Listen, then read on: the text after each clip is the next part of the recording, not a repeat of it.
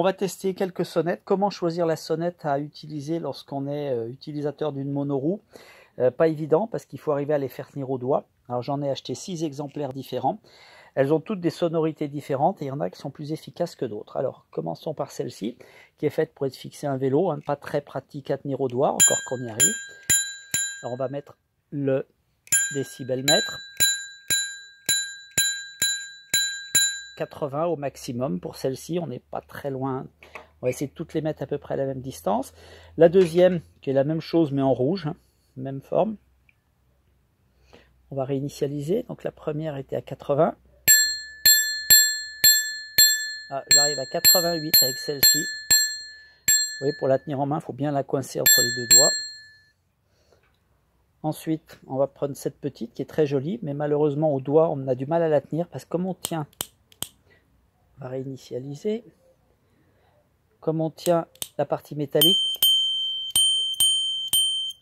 82 décibels, donc moins forte que les autres, beaucoup plus discrète, et quand on a du bruit en ville, celle-ci n'est pas efficace du tout.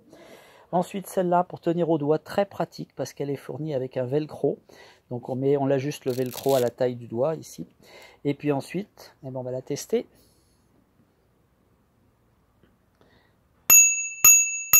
Voilà, 90-96 décibels pour celle-ci, donc largement plus efficace que les trois là. Ensuite, on va tester celle-ci. Pour la fixer au vélo, pas besoin de vis, pas besoin de tournevis.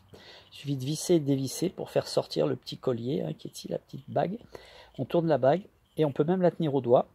Et on va la tester. Hop, voilà. 88-91 décibels pour celle-ci. Le son est beaucoup plus percutant. C'est une sonnette de vélo, donc très pratique. On va ensuite tester la dernière, qui est une sonnette électronique qui peut se tenir au doigt également. Bon, même si c'est pas pratique parce que le bouton est là, il faut arriver à le tenir. Voilà.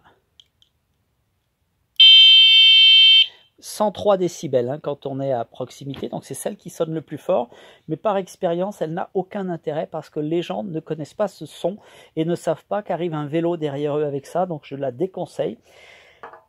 Je les ai toutes testées et sur la réalité du terrain, les deux qui sont les plus pratiques et les plus efficaces, celle-ci pour sa tenue au doigt et puis celle-ci pour son efficacité. Donc maintenant moi j'utilise celle-là parce que c'est une sonnette de vélo, les gens dans la mémoire collective connaissent ce bruit.